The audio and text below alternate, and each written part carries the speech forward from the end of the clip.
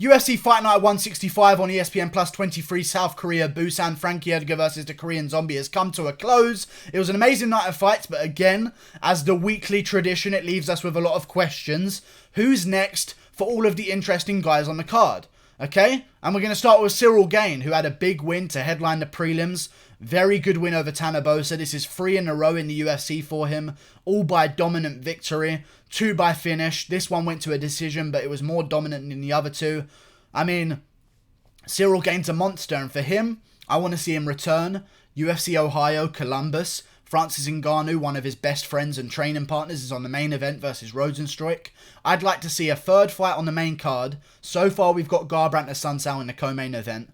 And on the main card, I'd like to see Ciryl Gane versus Ben Rothwell. Rothwell coming off a win over Stefan Struve. Kind of controversial, kind of not, because it was a clean stoppage either way, even with the nut shots beforehand. Ciryl Gane on a 3-fight win streak. Ben Rothwell, Ciryl Gane. Make it fucking happen, Dana. I'm looking forward to that every day of the week. And I think it's going to be a great fight. Ciryl Gane versus Ben Rothwell on the main card of UFC Columbus in March. Very good. Moving on to the main card. Kang Hyun-ko versus Ping Wang Lee. We're going to talk about Kang Hyun-ko. Coming off a big win over Brandon Davis. Before that, he had a win. This time, he beats Ping Wang Lee. These aren't great names to be getting wins over. So I think right now for Kang Hyun-ko, he really needs a guy who has a win under his belt. Because Ping Wang Lee was good. Not the best. There is a guy named Shane Young who trains at City Kickboxing that I'm sure would love to take a fight against Kang Hyun-ko. And Shane Young is on a 2-fight win streak of his own. He just beat Austin Arnett. Before that, he beat, I think, Ping Wang Lee, to be honest with you. Unless I'm confusing him for some other Asian, in which case, please excuse my severe racism. But I think he beat Ping Wang Lee as well. So that would be a great fight to make. Kang Hyun-ko, Shane Young, on the main card or the headliner of the prelims of UFC Auckland at the end of February. Sign me up. Sounds like an amazing fight. Both guys deserve someone with a bit of steam behind them, you know? And I think both guys match up very well for each other. And if he doesn't want to take on Shane Young and he wants to take someone on a little bit greener in the UFC, then Jack Shaw is a Welshman from my homeland of the UK. I'm sure he would love to take a fight versus Kang Hyun-ko as well. But Kang Hyun-ko, great win, good job, moving on. We're not breaking down the fights. We've already done that. We're just talking about opponents. Park Yun-yong versus Marc-Andre Barriault. To be honest with you, Marc-Andre Barriault should be cut from the UFC. That's 3 losses in a row. He never made the rankings, which in my eyes means you should be cut from the UFC because you're not good enough. That's what it means to me. And if I see him get another fight, I'm going to be annoyed because it shows that our standards of being in the UFC are lowering. And that really annoys me. So I want Marc-Andre Barriault to retire. Not retire, but just be cut from the UFC. PFL's good. Some other places are good. I'm sure Bellator could do with some new middleweights. So Marc-Andre Barriault, ship yourself over there. Sounds good to me. Park Yun-yong, great victory. Very close. But a middleweight, there's some names to play with. Eric Anders likes to fight a middleweight. Coming off a controversial win over Gerald Meerschaert. I'm sure he needs an opponent. Park Yun-yong versus Eric Anders. Sounds great to me. Park Yun-yong versus Khalil Roundtree. Sounds pretty good to me as well. Khalil Roundtree, of course, or Ion Cutelaba. And no, these aren't middleweights. I'm not naming middleweights right now. Eric Anders is, yeah. Okay, that's pretty cool. I've kind of ruined my entire video and all my credibility whatsoever by naming a bunch of light heavyweights. But Eric Anders, I should have stopped there, really. I should have stopped at Eric Anders and not gone any further. Eric Anders versus Park Yun-yong, and if not, then hey, Kevin Holland is a guy, recently coming off a loss. Before that, he was on a 3-fight win streak. Maybe do that. Or even better, Makhmud Muradov versus Park Yun-yong. Sounds good to me. Make that fight happen. There's a bunch of fights that Park Yun-yong can take, and a bunch of guys that I'm sure would love to take on Park Yun-yong, because he didn't look unstoppable in that fight against Marc-Andre Barriault. So I'm sure a lot of guys are looking at him, kind of licking their lips. Or if Park Yun-yong's maybe earned a little bit of a jump up the rankings, Park Yun-yong, Krzysztof Jotko. Krzysztof Jotko beat Marc-Andre Barriault by close decision. Park Yun-yong beat Marc-Andre Barriault by close decision. Makes a lot of sense to me. Moving on. Young Daun versus Mike Rodriguez. Mike Rodriguez coming off 2 losses in a row. Tough position for him to be in. Think he should be cut from the UFC. He's 9-4. These are the standards I want to keep. If I understand if a guy who was once ranked and once a champion is going on a little bit of a skid. But when you're not even ranked, and you've just come into the UFC, and you're a guy like Mike Rodriguez who's now 1-3 with the promotion, There's got to be some standards, or we become like Bellator. We become like PFL, and we start allowing these losses to happen. And I don't want that to happen, and it's nothing against Mike Rodriguez. He's an amazing guy. He had a great flying knee finish on the Tuesday Night Contender Series, but I feel like, again, we got to keep the standards up, man. If you ain't the best and you can't hang, and you can go hang out at Bellator. You know what I mean? That's the sort of limit. And to be honest, for the UFC, cutting these guys doesn't harm your brand. It's not like you run out of fighters, because there's always going to be new fighters coming through, and now more than ever, because the sport's bigger than ever. All it does is that shows the people that can't hang here go to other promotions. And it shows the other promotions for what they are, and that's worse than the UFC. Mike Rodriguez should be cut. Or, if he wants one more chance, I could see a fight between him and Khalil Roundtree, but if he loses that one, I swear to God, he's gone. Okay? Him versus Khalil Roundtree, two athletic black guys. Makes sense. Make it happen. The loser goes home. I'd say would be a fair trade there. But Young Daeun gets a brilliant KO in the first round. And for him at light heavyweight, there's a few names in the mix.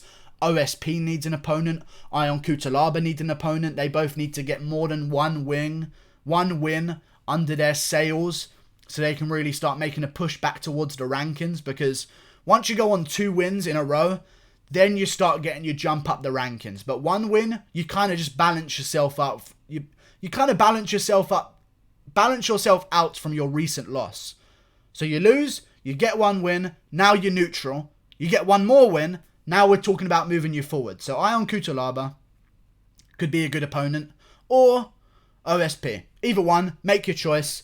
Young Daeun, brilliant KO in the first round, great job. Moving on, Choi Doo-ho. He's going to be fighting the North Koreans. I don't know what they're training each other for in the military service, but I guess he's fighting the North Koreans next. I don't know what's going to happen, but Doo-ho Choi is not going to be here for the next 2 years, so that's pretty interesting. But when he comes back, maybe the Korean Zombie would have been champion and unranked again. I don't know what we're going to do with Choi Doo-ho, or Doo-ho Choi, whatever order his fucking name is in. But it's tough. It's real tough. Probably just stick to fighting the North Koreans for now. But Charles Jourdain, good win. Calls out Cub Swanson. Kind of a bitch move to call out someone coming off an injury, so I don't really agree with that. But he's on a 1-win streak. You don't win 1 fight and jump straight to the big names. That just doesn't happen unless your surname's Gracie. That just doesn't happen, okay? And for Charles Jourdain, I think some good fights for him would be Bruce Leroy, who's recently coming off a win over Steven Peterson. Steven Peterson himself would be a great fight, but I think he's moved down to bantamweight. I'm not sure where he is in his career. Or another featherweight making some noise, Sean Woodson, who's coming off a big win over Kyle Bochniak. Both Sean Woodson and Charles Jourdain are young guys with 1 win under their belt in the featherweight division. I'd like to see them face off against each other, and whoever wins that one then can get the bigger fights, you know? 2 fights really solidifies me and my thought process as to whether you're going to stick around or did you just win a fight. You know, if you're winning 2 in a row, now we can talk jumping you up the rankings. Charles Jourdain, Sean Woodson makes a lot of sense to me. Make it happen next. And Sean Woodson, dangerous fight for Charles Jourdain, but listen, you're in the UFC. He just beat Doo-ho Choi. I think he can hang.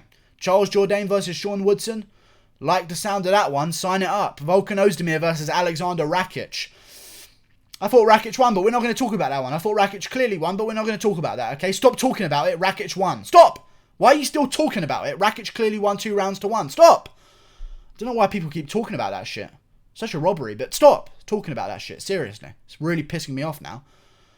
But Rakic won. Anyway, Volkan Oezdemir, in my opinion, should be treated as a loser here. And I'm going to stick my neck out on the line, as I always do, because listen, a good motto for my channel is, if you don't agree with my statement, guess what? I double down on one path, because otherwise I'm left with 2 paths and I'm sitting in the middle and I'm not going anywhere. So I'm doubling down on one path, okay? That's my motto. That's the way I function in my channel. I double down. So Volkan Oezdemir should be treated like a loser. Alright? And he should fight Shogun Rua, who's coming off a draw. That fight makes a level of sense. Before you say, shut up, Shogun Rua's lower down the rankings, makes a level of sense. They were supposed to fight each other a very long time ago. Volkan Oezdemir versus Shogun Rua. But if you remember, Oezdemir fell out. Anthony Smith came in, beat Shogun Rua. That's a fight that was made a while ago, and I'm sure both guys really wanted that fight when it came around to it. Volkan Oezdemir, Shogun Rua. And for Rakic, there's Glover Teixeira. Would be pretty interesting. There's Anthony Smith. Would also be pretty interesting. There's a lot of fights to happen. I think he should be treated as a winner right now, in my humble opinion. Rakic versus Smith makes some sense. Rakic versus Santos when he comes back would also make some level of sense. Santos is coming off a loss as well to Jones. So it would kind of make more sense than the Anthony Smith fight because Smith's coming off a win. Technically, Rakic isn't coming off a win.